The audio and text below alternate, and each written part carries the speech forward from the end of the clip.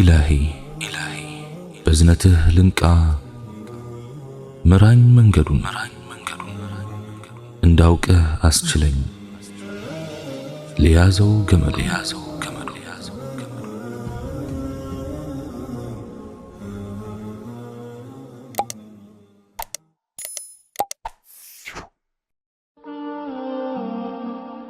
بسم الله والصلاة والسلام على رسول الله وعلى آله وصحبه ومن والاه.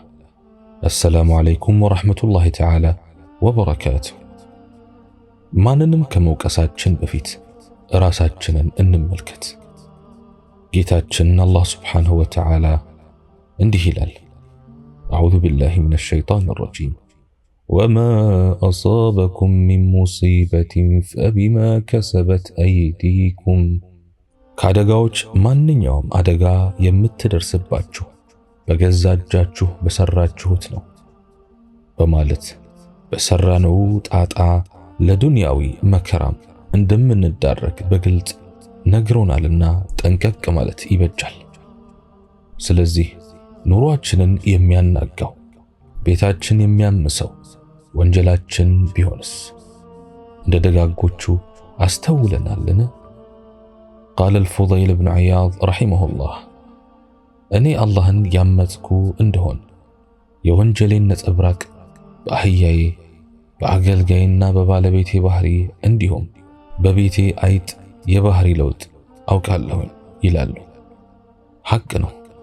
አብዛኞቻችን ጣቶቻችንን የምንቀስረው በሌላው ላይ ስለሆነ ጥፋታችን አይታየንምና በየደቂቃው ኪሶቻችንን እንደምንፈትሽ ሁሉ ተግባሮቻችንም ተራ ይድረሳቸው። በተለይ ወላጆቻችንን ባናሳዝን መልካም ነው። ካለፉም ለሐቃቸው እንታገል። ቃለ አቡል ሐሰን አልቀጣን ረሒመሁላህ አይኔ ላይ አደጋ ደረሰብኝ። ሐዲትና ዒልምን ፍለጋ ከናቴ በተለየኋት ጊዜያት ስለኔ ታለቅስ ነበርና ከሷ ለቅሶ ብዛት የተነሳ እንደ ተቀጣው እገምታለሁ ይሉ ነበር። አጂብ። ስለዚህም ወደ ሐኪም ሳንሮጥ ራሳችንን እንመርምር። ضحاك ابن مزاحم رحمه الله እንዲህ ብሏል፣ አንድ ሰው በፈጸመው ወንጀል ካልሆነ በስተቀር ቁርአንን ከተማረ በኋላ አይረሳውም ካሉ በኋላ ከአደጋዎች ማንኛውም አደጋ የምትደርስባችሁ በገዛ እጃችሁ በሰራችሁት ጥፋት ነው የሚለውን የአላህ ቃል አነበቡ። ከዚያም ቁርአንን ከመርሳት የባሰ ምን ሙሲባ አለ አሉ። ተመልከት፣ በኃጢአትህ መነባበር የተነሳ ለዱንያም ለአኺራም ታላቁ ሀብትህን በቀላሉ ታጣለህ። ብዙውን ጊዜ እያጠፋንም እንታለፋለን። ግን ወዲያው አለመቀጣታችን እንዳያዘናጋን ለነገ ክፉ ስንቅ ሆኖ ይጠብቀናልና ከወዲሁ ተውበት እናድርግ። ኢብኑ ባዝ ረሒመሁላህ አንድ ግለሰብ በሆነ በሽታ ወይም ክፉ የሆነ ሌላ ነገር በሕይወቱም ሆነ በንብረቱ ላይ ደርሶበት ቢፈተን ይህ ነገር የፈተና መከራ መሆኑን ወይም ከአላህ ዘንድ የመጣበት ቁጣው መሆኑን እንዴት ሊያውቀው ይችላል ተብለው ተጠየቁና ቀጣዩን ጥበባዊ ምላሽ ሰጡ። አላህ ባሮቹን በደስታም በጉዳትም በጭንቅም በምቾትም ይፈትናቸዋል። ልክ ለነቢያቱ ዓለይሂሙ ሰላም እና ለደጋግ ባሮቹ እንዳደረገው ደረጃቸውን ከፍ ሊያደርግላቸው ዝናቸውን አጉልቶ ሊያወሳቸውና መልካም ምንዳቸውን ሊያነባብርላቸው ሲል በእርግጥም ይፈትናቸዋል። ይህም ነቢዩ ዓለይሂ ሰላቱ ወሰላም አሸዱ ናሲ በላአን አልአንቢያ ثم الأمثل فالأمثل ከሰዎች መካከል ፈተና የሚጠናባቸው ነቢያት ሲሆን ከዚያም አምሳያዎቻቸውን እያለ በየደረጃው እንደሚቀጥል ተናግረዋል። በሌላ በኩል ደግሞ ይህን መከራ እንከን አልባው አምላካችን አላህ በኃጢአትና በወንጀል ሰበብ ያደርሳል። ይህም ልክ ከአደጋዎች ማንኛውም አደጋ የምትደርስባችሁ በገዛ እጃችሁ በሰራችሁት ጥፋት ነው ብሎ አላህ ሱብሓነሁ ወተዓላ እንደተናገረው እዚህች ምድር ላይ ሳለን የምንቀጣባት ትሆናለች። በአብዛኛው የሰው ልጅ ላይ የሚስተዋለው ግዴታውን ያለመወጣት ጉድለቱ ነው። የደረሰበት አደጋም በወንጀሉና የአላህን ትዕዛዛት ካለመፈጸሙ ጉድለቱ የተነሳ ነው። ከአላህ መልካም ባሮች መካከል በበሽታና በመሳሰለው ነገር አንዳቸው የተፈተኑ እንደሆነ ግን ይህ ልክ ለነቢያቱና ለመልእክተኞቹ ደረጃቸውን ይበልጥ ከፍ ለማድረግና ምንዳቸውንም እጅግ የበዛ ለማድረግ እንዲሁም በትዕግስታቸውና ከአላህ ምንዳን ከመተሳሰብ አንጻር ለሌሎቹም አርአያ እንዲሆኑ በእነሱ ላይ እንደደረሰው ፈተና ቢጤ መሆኑ ነው።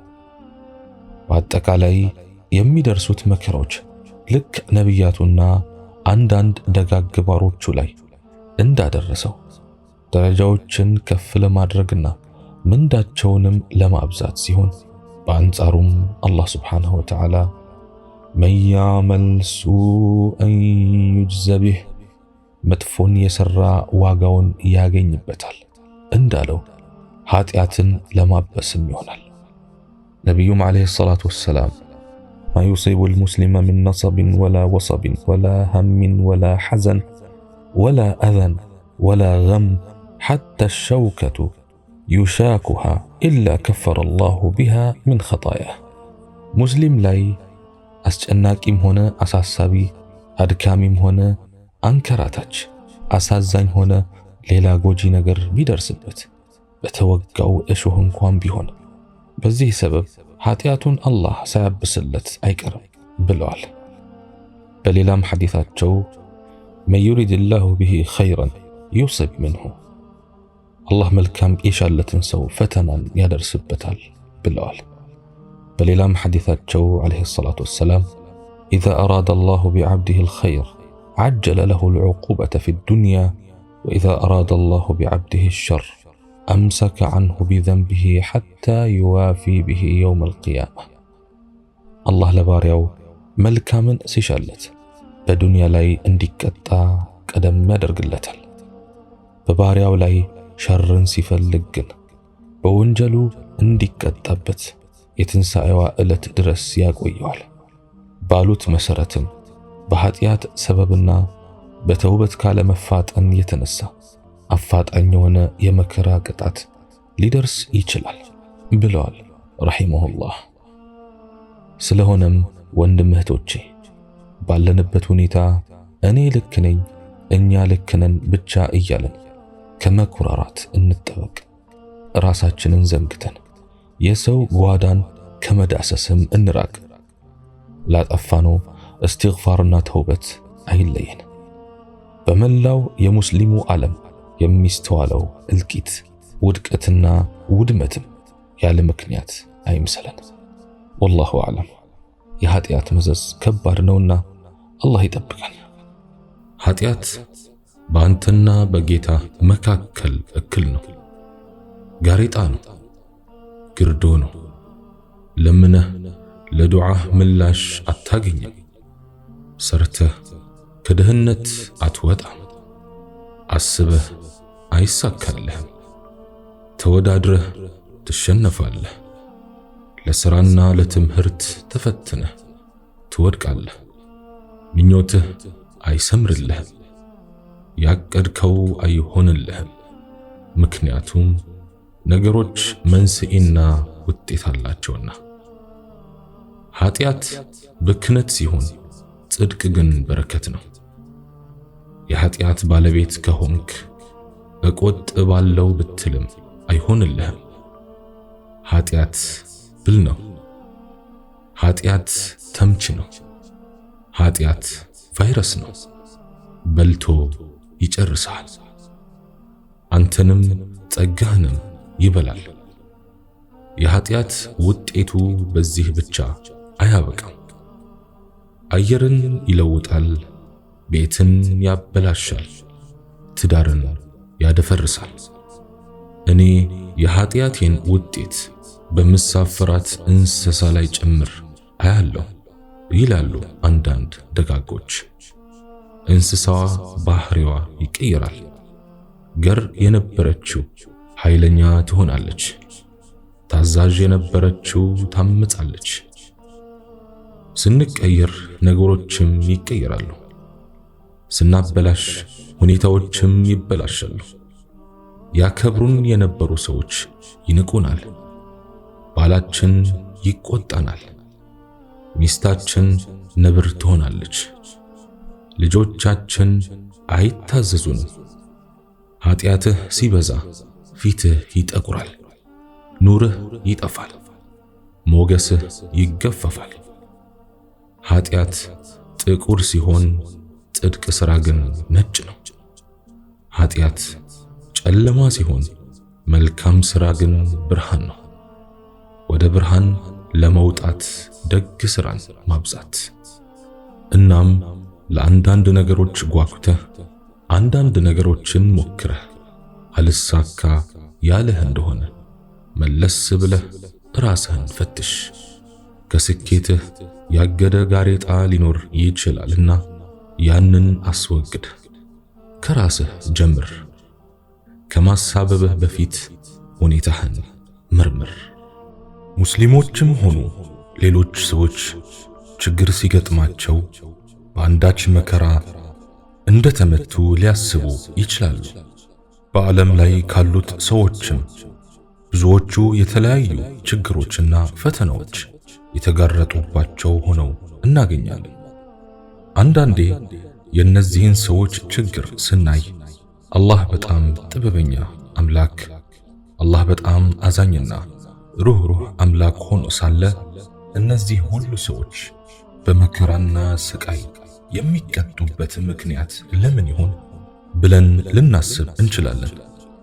ይሁን እንጂ የምናገኘው መልስ አብዛኛዎቹ ሰዎች የሚኖሩት ሕይወት ትርጉም የሌለውና የአላህን አንድነት የሚጠቁሙ በርካታ ምሳሌዎች እየቀረበላቸው አላህን ለመገዛትም ሆነ ለመታዘዝ ሳይፈልጉ መቅረታቸው ብቻ ሳይሆን እንደ እንስሳት ለሆዳቸው ለአካላዊ ደስታቸውና ፍላጎቶች ብቻ የሚኖሩ መሆናቸውን ነው። ይህን የሚያደርጉት ከሃዲዎች ብቻም አይደሉም። ብዙ ሙስሊሞችም ሲመቻቸውና ከነርሱ ፍላጎት ጋር ሲገጥም የአላህን መመሪያዎች የሚተገብሩ አሉ።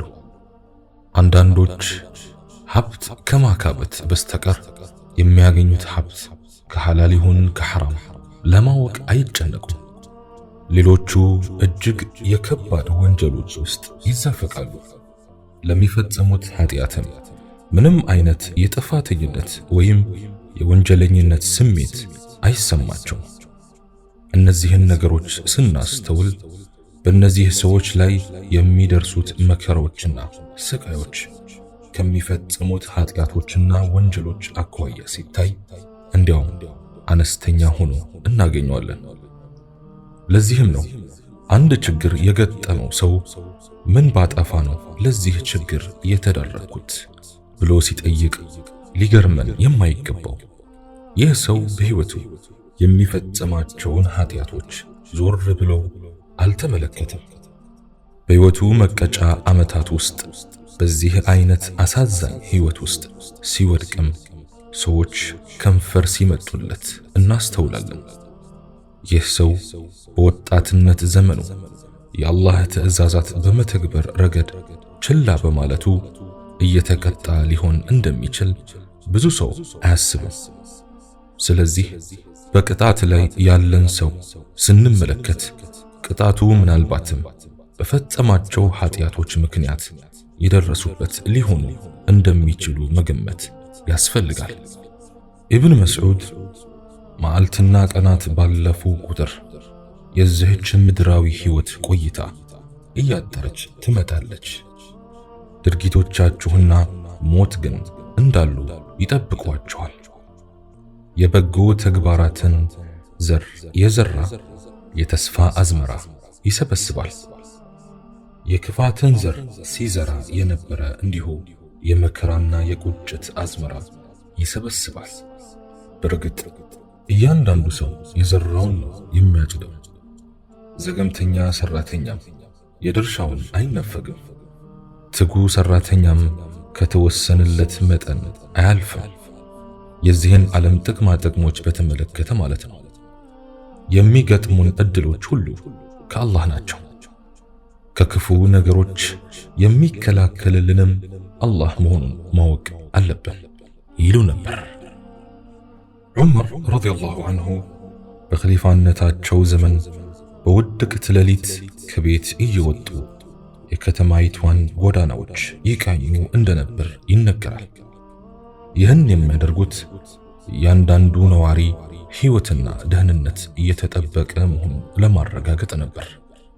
በአንዱ ሌሊት እንዲሁ እንደለመዱት ከአገልጋያቸው ጋር ሆነው በከተማይቱ ጎዳናዎች በመዘዋወር ላይ እያሉ ደከሟቸው። በአንድ ቤት አጠገብ አረፍ አሉ። አጠገባቸው ካለው ቤት ውስጥ አንዲት አዛውንትና ወጣት ሴት ሲከራከሩ ነበር። የሚጨቃጨቁት ለሽያጭ በተዘጋጀ ወተት ጉዳይ ነበር። አዛውንቷ ወተቱን ለማብዛት ስለፈለጉ ለልጃቸው በይ ወተቱ ላይ የተወሰነ ውሃ ከልሽበት ሲሏት፣ ልጅቷ ይህን ማድረግ ሐራም መሆኑን አሚር አልሙእሚኒን ተናግረዋል፣ አላደርገውም በማለት የአዛውንቷን ትዕዛዝ ስትቃወም ሰሙ።